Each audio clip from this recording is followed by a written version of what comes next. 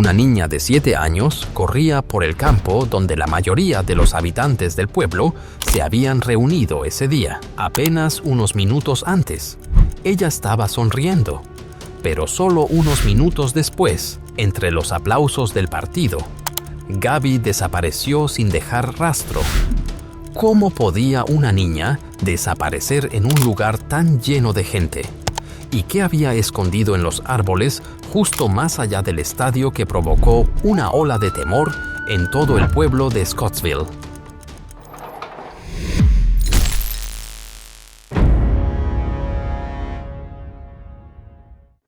Gaby Doolin nació el 26 de diciembre de 2007 en el pequeño pueblo de Scottsville, en el condado de Allen, Kentucky, Estados Unidos. Una comunidad de poco más de 4,000 habitantes, donde la mayoría dependía de la agricultura como principal fuente de ingresos. Era el tipo de lugar donde todos se conocían, o al menos conocían a las familias de los demás por conexiones de muchos años. Como en muchos pueblos pequeños del sur de Estados Unidos, Scottsville tenía opciones limitadas de entretenimiento, así que los deportes escolares se convirtieron en un motivo de orgullo local y en un evento para toda la comunidad. Las escuelas del área tenían campos deportivos estándar y con frecuencia organizaban juegos de fútbol americano, béisbol y tenis, creando un ambiente compartido de fin de semana para todos. La familia de Gaby también formaba parte de esa tradición.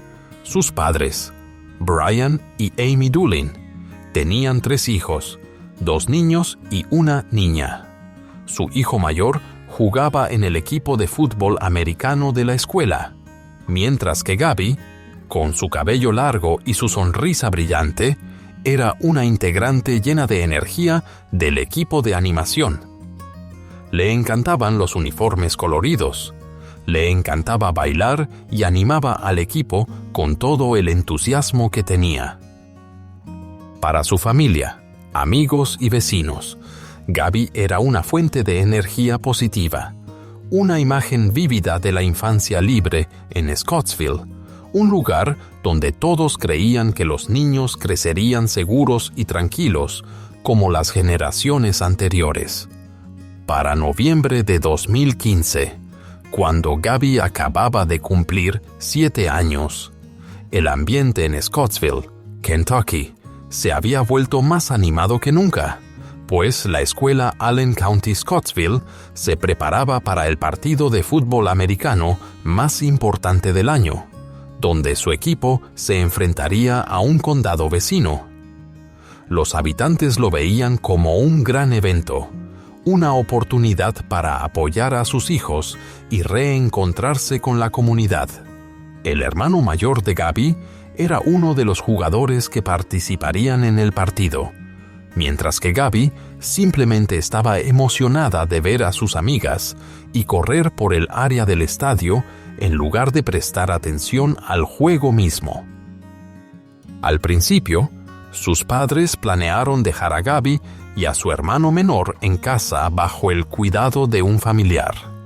Pero con su personalidad tan activa y sus ganas de estar en el campo con su familia, Gaby los convenció de llevarla al evento esa tarde. La tarde del 14 de noviembre de 2015, la familia de Gaby llegó a los terrenos de la escuela Allen County Scottsville para ver el partido. Junto con los espectadores locales, muchas personas de los condados vecinos también se habían reunido para apoyar a sus equipos, haciendo que el área del estadio estuviera más animada de lo habitual. En cuanto entraron por la puerta, Gaby vio a un grupo de amigas de su edad y de inmediato le pidió permiso a su madre para ir a jugar con ellas. Su madre aceptó, pero le recordó que debía permanecer dentro de los límites de la escuela y quedarse con sus amigas en todo momento. Después de darle esas instrucciones, su madre se dirigió a las gradas para seguir el partido, mientras Gaby corrió para unirse a su grupo y comenzar su divertida noche, desde el inicio del evento hasta alrededor de las 7:30 de la noche, Gaby regresaba de vez en cuando con su madre para saludarla antes de volver a jugar con sus amigas. En un momento, pasó por la sala del locutor, donde su padre estaba ayudando con la organización del evento, y le pidió un poco de dinero para comprar un refrigerio en el puesto de comida del campus de Allen County, Scottsville. No mucho después, las amigas de Gaby corrieron hacia las gradas buscando a su madre, y en cuanto ella las vio llegar sin Gaby, inmediatamente sintió que algo no estaba bien. Alrededor de las 7:40 de la noche, el grupo de niñas le preguntó a la madre de Gaby si la había visto, con la preocupación claramente reflejada en sus rostros. La madre respondió que no había visto a su hija desde hacía un rato y les preguntó qué había pasado. Las niñas explicaron que todas habían estado jugando a las escondidas. Gaby era quien debía encontrarlas mientras ellas se escondían en el área del baño de mujeres. Sin embargo, incluso después de esperar mucho tiempo, Gaby nunca apareció. Pensando que habían ganado, el grupo salió de su escondite y fue a buscarla. Llamaron su nombre, revisaron los lugares donde habían estado jugando antes, pero no encontraron ningún rastro de ella. Para las niñas, parecía como si Gaby hubiera desaparecido en solo unos pocos minutos. Creyendo que tal vez había regresado con su madre, corrieron hacia las gradas, pero cuando ella miró alrededor y se dio cuenta de que Gaby no estaba con ellas, su preocupación aumentó aún más. Para alrededor de las 7:45 de la noche, la madre fue de inmediato con su esposo, quien estaba asistiendo en la sala del locutor, y le dijo que Gaby ya no estaba con sus amigas. El padre dejó su puesto en ese mismo instante para revisar las áreas alrededor del estadio de Allen County, Scottsville, mientras la madre se dirigió al puesto de comida donde Gaby había pedido dinero antes, con la esperanza de encontrarla ahí. Mientras buscaban a lo largo del camino que rodeaba el estadio alrededor de las 7:50 de la noche, los padres de Gaby se encontraron con varios conocidos y de inmediato les dijeron que ya no podían encontrarla. Al escuchar esto, sus amigos se unieron rápidamente a la búsqueda, ayudando a revisar todas las áreas alrededor del campo y los senderos que llevaban al estacionamiento. Después de recorrer varios lugares sin encontrar ninguna señal de Gaby, regresaron al área principal de la escuela y pidieron al personal encargado del sistema de altavoces que anunciara su nombre con la esperanza de que ella lo escuchara y regresara. Sin embargo, ese esfuerzo no dio resultado. Cuando comenzó el medio tiempo alrededor de las 7:55 de la noche, los espectadores empezaron a volver a sus asientos y los padres de Gaby siguieron preguntando a cada grupo si alguien la había visto. Algunas personas que escucharon la noticia se ofrecieron de inmediato para ayudar. Ampliaron la búsqueda más allá del área del estadio Allen County, Scottsville, y pidieron al personal escolar que encendiera las luces alrededor del campo de béisbol, que conducía hacia una pequeña zona arbolada detrás del campus. Muchos adultos caminaron por esa área, pero aún así no encontraron rastro de Gaby. Para ese momento, habían pasado aproximadamente 20 minutos desde la última vez que sus amigas la habían visto, y al darse cuenta de la gravedad de la situación, los padres de Gaby decidieron llamar a las autoridades para solicitar apoyo en la búsqueda. Cuando el reporte llegó alrededor de las 8 de la noche, oficiales de la oficina del sheriff del condado de Allen llegaron rápidamente a la escuela Allen County, Scottsville. escucharon los testimonios de los padres de Gabby y de las niñas, y luego comenzaron la búsqueda. Debido a que Scottsville rara vez enfrentaba casos que involucraran a menores desaparecidos, las autoridades locales tenían poca experiencia en manejar incidentes de esa magnitud. De inmediato, se vieron obligadas a considerar el peor escenario posible: la posibilidad de que Gabby hubiera sido llevada fuera del área segura por alguien extraño o que hubiera enfrentado una situación seria. La urgencia aumentó porque, si eso era realmente lo que había ocurrido, la persona involucrada podría seguir en los terrenos de la escuela, donde el partido estaba a solo unos minutos de terminar. Una vez que la multitud se dispersara, cualquiera podría mezclarse entre la gente que salía del estadio y desaparecer. Consciente de ese riesgo, la autoridad decidió detener el partido y cerrar por completo el estadio, pidiendo a los espectadores que permanecieran dentro del gimnasio para mantener el control de la situación.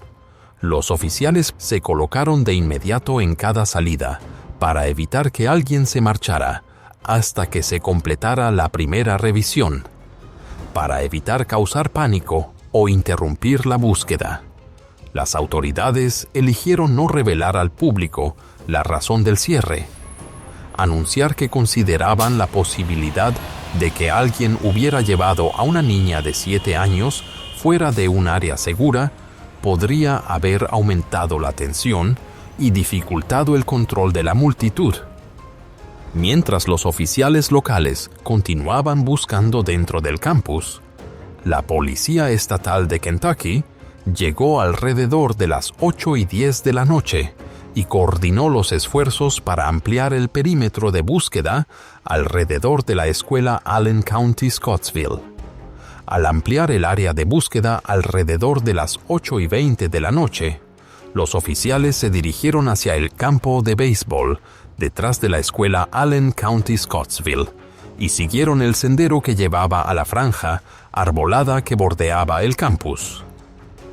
Después de adentrarse más entre los árboles densos, llegaron a un pequeño arroyo y, en la orilla del agua, vieron el cuerpo inmóvil de una niña. Más tarde, se confirmó que, aproximadamente 25 minutos después de que se reportara la desaparición de Gabby, un voluntario de la búsqueda había sido la primera persona en encontrar el cuerpo en la zona arbolada junto a la escuela secundaria Allen County Scottsville, a unos 122 metros del campo de fútbol donde Gabby había sido vista por última vez. Las autoridades describieron el lugar como un área con muchos árboles, pero que no estaba aislada en absoluto, lo que hacía la situación aún más difícil de comprender. Al acercarse a la escena, los oficiales confirmaron rápidamente que la víctima era Gabby y solicitaron de inmediato una ambulancia para trasladarla a la oficina del examinador médico. Según las primeras observaciones, el área alrededor del cuello de Gabby mostraba señales de un fuerte impacto que le había impedido respirar por sí misma, y las irregularidades en su ropa, con algunas prendas faltantes, llevaron a los investigadores a sospechar que Gabby podría haber enfrentado un acto indebido grave antes del desenlace. Gabby Doolin was cheering on her 2 older brothers who were playing youth football. Around 7:30 last night, she went missing. 30 minutes later, she was found dead in this small pond. She was 7 years old. Kentucky State Police are hoping Gabby's autopsy will give them more clues into how she was killed. Schools in Allen County are closed tomorrow because of a professional development day. Cuando vio una ambulancia estacionada cerca del borde del área arbolada alrededor de las 8:30 de la noche, la madre de Gabby creyó de inmediato que las autoridades habían encontrado a su hija y que la niña necesitaba atención médica urgente. Corrió hacia el lugar, pero los oficiales la detuvieron, pues no querían que entrara en contacto directo con una escena que ahora estaba siendo tratada como un incidente delictivo trágico. Al darse cuenta de que la situación había escalado mucho más allá de un caso típico de una niña perdida, los investigadores decidieron mover a todos los espectadores y a todas las personas presentes en el estadio al gimnasio de la escuela Allen County Scottsville para mantener el control de manera más efectiva. Creían que la persona responsable de la tragedia podría seguir entre quienes habían asistido al juego, por lo que era crucial llevar a cabo rápidamente un proceso de revisión para identificar a cualquier posible sospechoso. Entre las 8:30 de la noche y casi las 8:45 de la noche, los investigadores hablaron con los padres de Gabby y les dieron una explicación preliminar de lo que podría haber ocurrido con su hija. También preguntaron si la familia sospechaba de alguien que alguna vez hubiera mostrado un comportamiento preocupante o si habían enfrentado algún problema personal reciente. Sin embargo, los padres de Gabby insistieron en que no conocían a nadie que pudiera estar relacionado con esta tragedia. Después, los detectives trabajaron con el grupo de amigas de Gabby, preguntándoles si habían visto algo inusual mientras jugaban o si alguien había estado cerca. Todas las niñas dijeron que no recordaban nada fuera de lo común. Las autoridades llevaron al grupo de amigas al gimnasio, donde se encontraba el resto de las personas retenidas para el proceso de revisión, y les pidieron a las niñas que observaran a su alrededor para ver si alguien les parecía familiar o actuaba de manera extraña. Pero esto tampoco proporcionó información útil para la investigación. A eso de las 8:50 de la noche, el investigador principal seguía creyendo que las amigas de Gabby, quizá, sin darse cuenta, habían visto a la persona involucrada, pero por ser tan pequeñas, o sentían temor de mencionarlo, o aún no entendían la importancia de lo que habían observado. Él les pidió con paciencia que recordaran cada momento de esa tarde. Finalmente, una niña comentó que, mientras el grupo estaba escondido en el baño de mujeres, Gabby vio por un instante a un hombre que estaba cerca de la entrada. No podía recordar muchos detalles físicos, excepto que llevaba puesta una chaqueta de mezclilla, un detalle pequeño, pero que se convirtió en una de las primeras pistas de la investigación.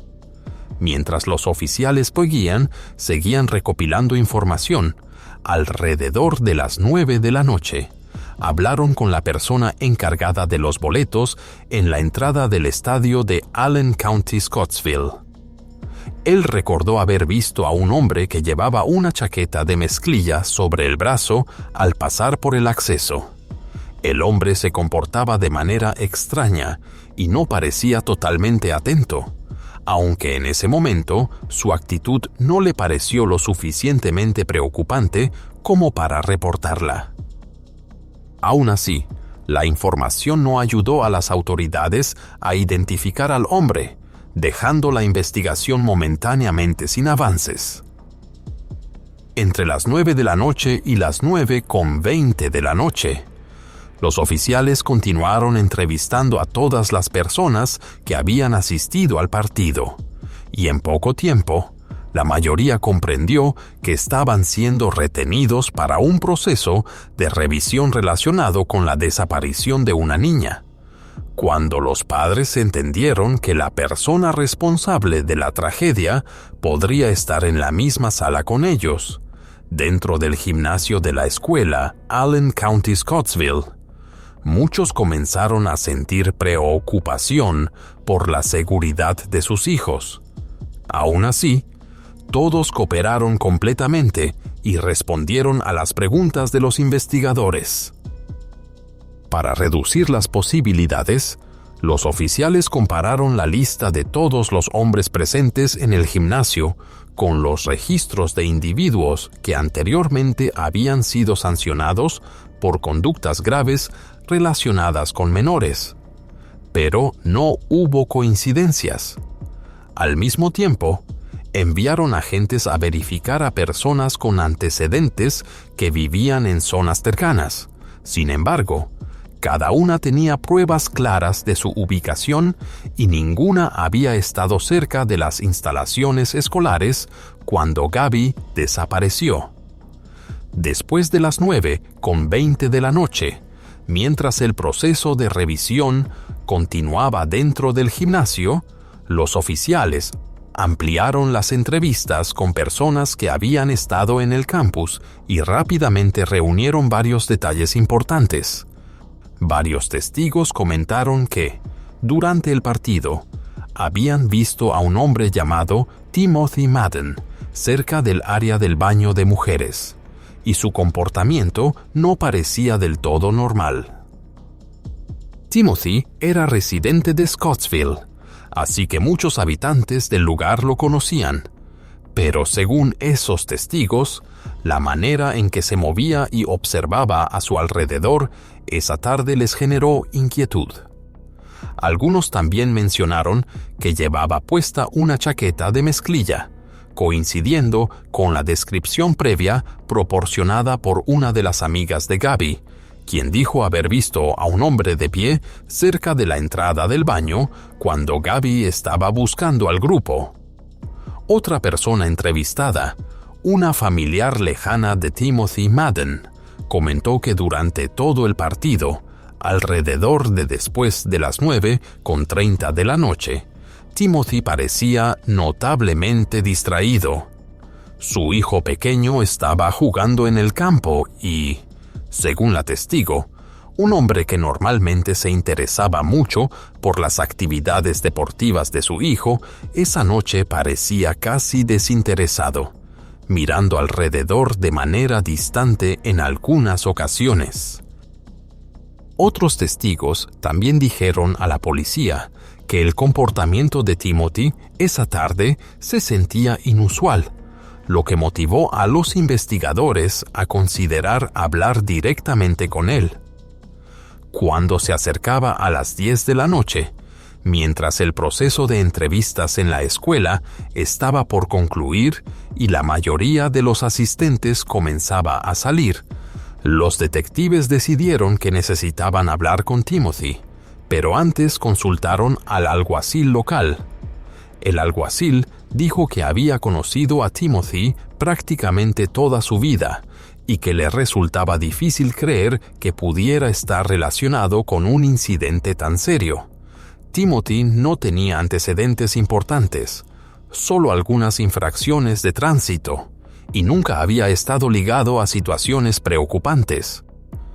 Vivía en Scottsville con su esposa y 5 hijos. Y con esa información inicial en mente, los investigadores decidieron ir a su casa esa misma noche para hablar directamente con él.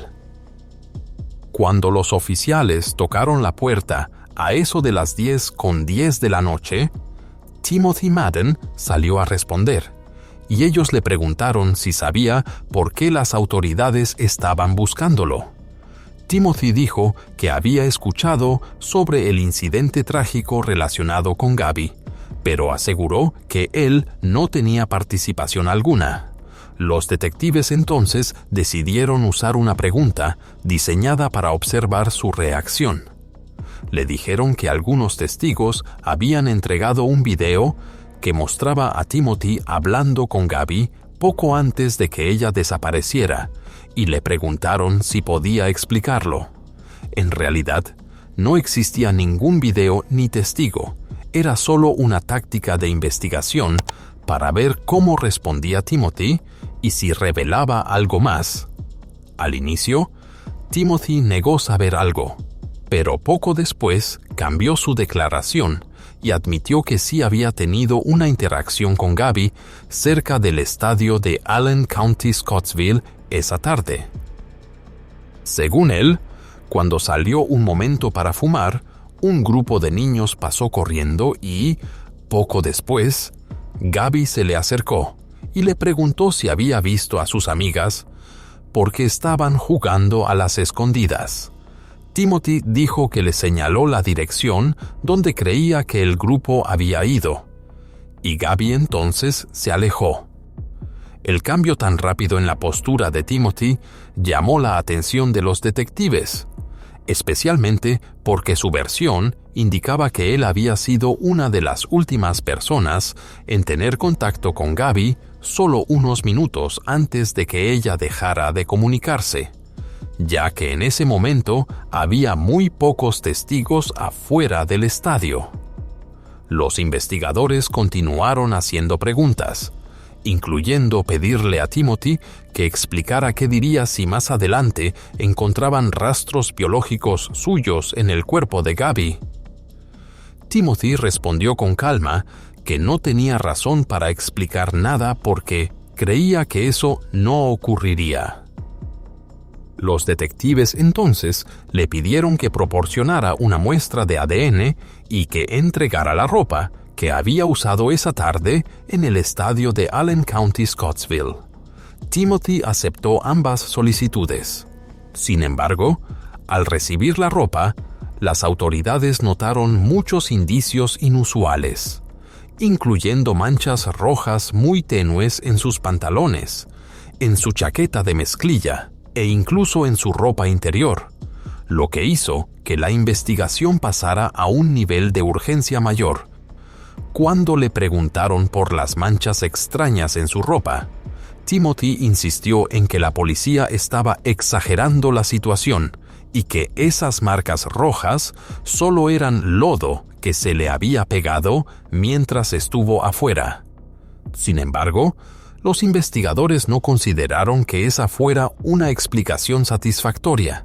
Aún así, todavía necesitaban esperar los resultados del análisis de ADN antes de tomar medidas legales. Aunque el caso se estaba tratando con el nivel más alto de urgencia, procesar todas las muestras recogidas aún requeriría varios días para que el laboratorio lo completara.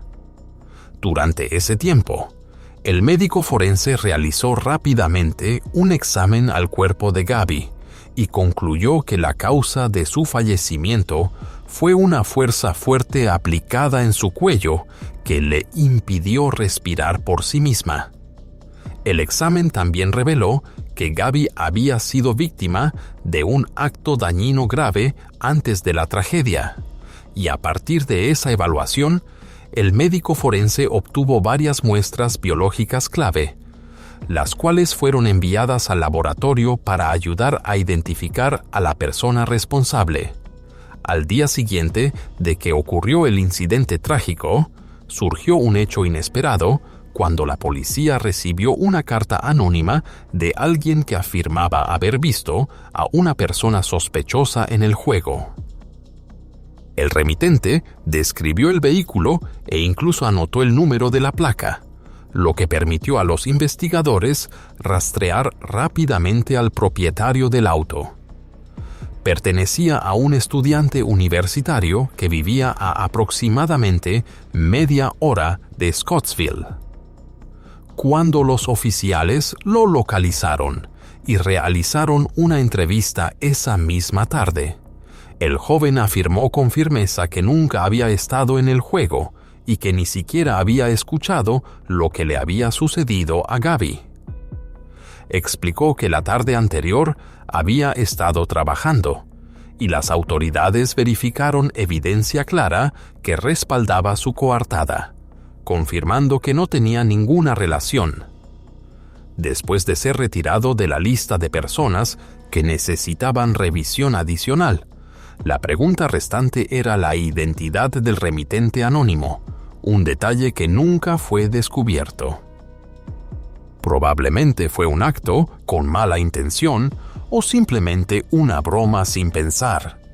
Pero en cualquier caso, la información de la carta no tenía relación con el incidente, y el joven quedó confirmado como inocente. No mucho después, en la noche del 15 de noviembre de 2015, la policía recibió otra pista cuando varias personas reportaron notar el comportamiento inusual de un adolescente de 16 años que vivía en Scottsville. Él les había dicho a algunas personas que estuvo presente en el juego, pero a otras les dijo que no asistió, creando declaraciones contradictorias. El adolescente también comentó que había visto al grupo de niñas y niños jugando a las escondidas cerca del área del estadio. Cuando los detectives verificaron esa información, confirmaron que el adolescente era en realidad hijo de Timothy Madden. Lo que les preocupó aún más fue que solo 2 semanas antes del incidente trágico relacionado con Gabby, el adolescente había tenido un conflicto grave con su padre y, en un momento de enojo, colocó un objeto filoso cerca del cuello de su padre, lo que requirió intervención. Con esa información, los investigadores se acercaron al adolescente para aclarar las inconsistencias en sus declaraciones, pero debido a que era menor de 18 años, se necesitaba el consentimiento de sus padres. Su madre posteriormente se negó a permitir la recolección de su ADN o cualquier muestra de comparación. Esto impidió que los oficiales realizaran los exámenes necesarios y los dejó temporalmente sin información adicional útil para avanzar en la investigación. En Scottsville, un pueblo pequeño donde casi todas las personas se conocen, los rumores se difundieron rápidamente. En solo 1 o 2 días después del incidente trágico relacionado con Gabby, muchas personas comenzaron a especular que los investigadores estaban enfocándose en la familia Madden como una dirección importante en su revisión, lo que generó una ola de teorías diferentes. Algunas creían que uno de los hijos mayores de Timothy, quien tenía antecedentes de problemas personales, podría haber estado involucrado, mientras que otras sospechaban de Timothy o pensaban que él podría estar intentando proteger a sus hijos. Estos rumores pronto llegaron a la familia de Gabby y los dejaron profundamente sorprendidos. El padre de Gabby conocía a Timothy desde la primaria, conocía bien a su familia, y sus hijos incluso participaban en los mismos equipos deportivos y grupos de animación. Durante el juego en la tarde del 14 de noviembre, ambas familias habían estado sentadas relativamente cerca en las gradas. Con ese contexto, a los padres de Gabby les resultaba difícil creer que alguien entre las personas conocidas por ellos pudiera tener relación con un caso tan doloroso. A medida que los rumores continuaban extendiéndose por Scottsville a mediados de la semana posterior al incidente, surgió otro hecho relacionado con el hijo mayor de los Madden, quien tenía alrededor de 20 años en ese momento. Él comenzó a contactar a varios oficiales locales por medio de redes sociales, usando lenguaje inapropiado y haciendo declaraciones que presionaban a las autoridades, exigiendo que dejaran de mencionar a su familia durante el proceso de revisión. Los oficiales determinaron de inmediato que ese comportamiento requería intervención y procedieron a detenerlo. Cuando revisaron sus antecedentes, descubrieron que tenía una orden activa en un pueblo cercano relacionada con acusaciones de un acto grave que involucraba a una persona menor. Después de ser llevado a entrevista esa misma tarde, el joven dijo que simplemente estaba molesto por los rumores dirigidos a su familia y aseguró que no tenía ninguna relación con lo que le ocurrió a Gabby.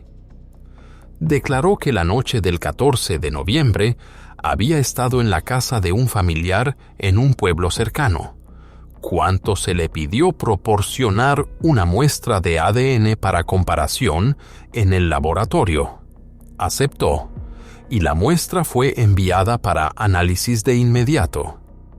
El 20 de noviembre de 2015, 6 días después del trágico incidente, se llevó a cabo el funeral de Gabby, con cientos de personas de Scottsville y pueblos cercanos presentes. Muchas personas y organizaciones comunitarias hicieron donaciones para ayudar a la familia Doolin a cubrir los gastos de la ceremonia y los arreglos relacionados. En 2 publicaciones separadas en Facebook, el padre de Gabby, Brian Doolin, expresó un profundo agradecimiento por el apoyo abrumador que su familia había recibido durante este tiempo tan difícil y reafirmó su compromiso de continuar en la búsqueda de justicia por su hija.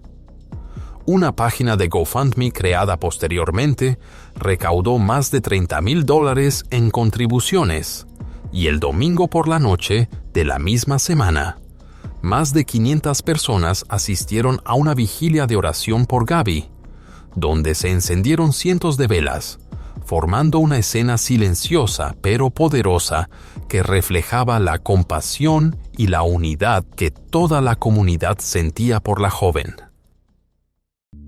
En los días posteriores al funeral, el laboratorio completó el análisis de las muestras de ADN recogidas en la escena y las comparó con las muestras de referencia de Timothy Madden y su hijo.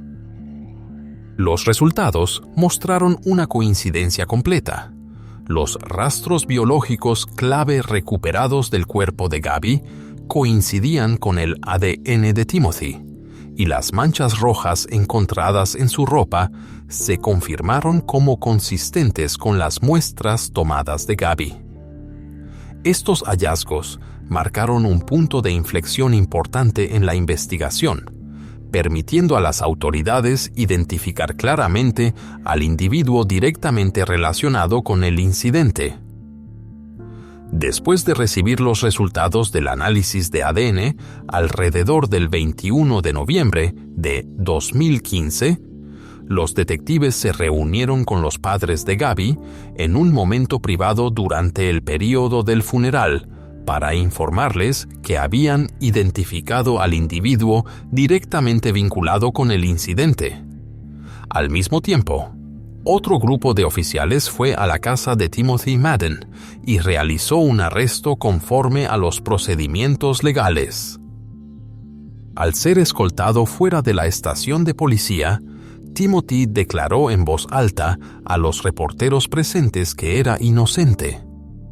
También afirmó que las manchas rojas en su ropa provenían de rasguños que se había hecho al pasar por una cerca, contradiciendo su explicación anterior, cuando había dicho que se trataba simplemente de lodo. Estos cambios repetidos en sus declaraciones reforzaron aún más las sospechas de los investigadores, cuando los resultados de ADN confirmaron la coincidencia. El caso avanzó rápidamente a la fase de procesamiento judicial, y los fiscales Boone anunciaron que buscarían las penas más severas permitidas por la ley. Durante los preparativos previos al juicio, el abogado defensor de Timothy argumentó que su cliente era inocente y que el origen de algunas pruebas necesitaba un examen más cuidadoso. Afirmó que, en el momento en que se creía que ocurrió el incidente, Timothy estaba regresando al estadio para ver el juego, aunque previamente había dicho a la policía que se había encontrado con Gabby cerca del paseo. El abogado también señaló que el cuerpo de Gabby fue encontrado en un arroyo con agua corriente, pero que cuando Timothy regresó al estadio, su ropa estaba seca, lo que generaba dudas sobre la factibilidad de la línea de tiempo de la investigación. La madre de Timothy, quien vivía con él, también declaró que llegó a casa esa noche en un estado normal, con ropa limpia y sin signos de angustia, detalles que la defensa consideró que debían tomarse en cuenta como parte de su refutación. Sin embargo, los fiscales argumentaron que cada punto planteado por la defensa se volvía irrelevante una vez que las pruebas forenses confirmaron que los rastros biológicos recogidos del cuerpo de Gabby coincidían completamente con el ADN de Timothy, algo que, según ellos, no tenía explicación razonable alternativa. Con eso, la posibilidad de la participación directa de Timothy se consideraba prácticamente innegable.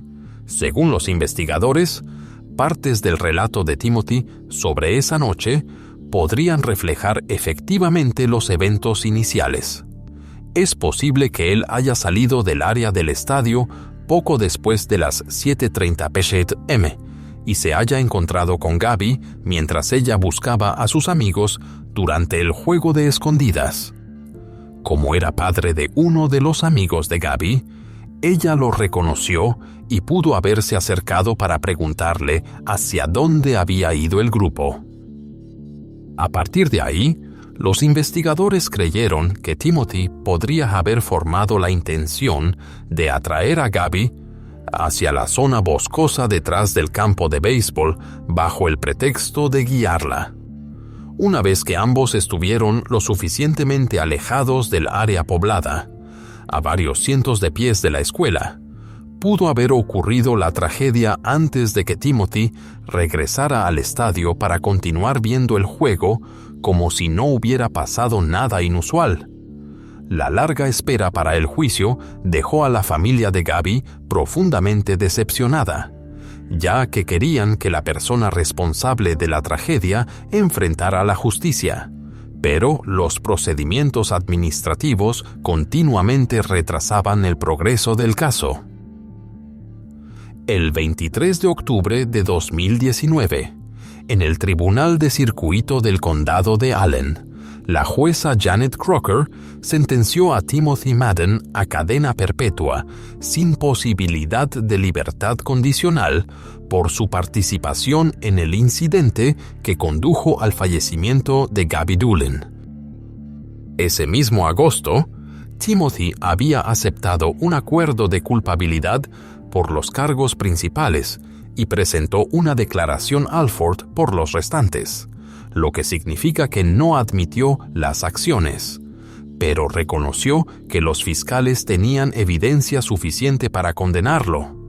Las pruebas de ADN mostraron que los rastros biológicos recuperados en la escena, incluyendo los encontrados en la ropa de Timothy y en la hebilla de su cinturón, coincidían con las muestras tomadas del cuerpo de Gabby, formando una base crítica que fortaleció el caso de la Fiscalía. Con esta sentencia, la investigación de casi 4 años que comenzó la noche en que Gabby desapareció y posteriormente fue encontrada cerca del campo de fútbol en Scottsville, Kentucky, llegó oficialmente a su fin. Man has been sentenced to life in prison without parole for the death of a 7-year-old girl nearly 4 years later. Timothy Madden pleaded guilty a few weeks ago to murder and kidnapping in the death of 7-year-old Gabby Doolin. Doolin was killed in 2015 in November after being kidnapped at a high school football game. It was actually at a high school football field. Her older brother was playing in a youth football game at the time in Scottsville, Kentucky, which is just south of Bowling Green. Her body, after being missing for just 20 minutes, was found in a creek. As for Timothy Madden, the man who accepted a plea deal to avoid the death penalty, he was also facing rape charges in which he submitted an Alford plea. Please remember Gabby. And today we saw justice for Gabby Doolin. 1,439 days. That's what it took. And it's been a long day. Long day for that family and years waiting for justice. Now, Timothy Madden serving a life sentence. Both the Doolin and Madden families at one point had to be escorted out of the courtroom during the sentencing hearing due to some outbursts and high emotions on both sides.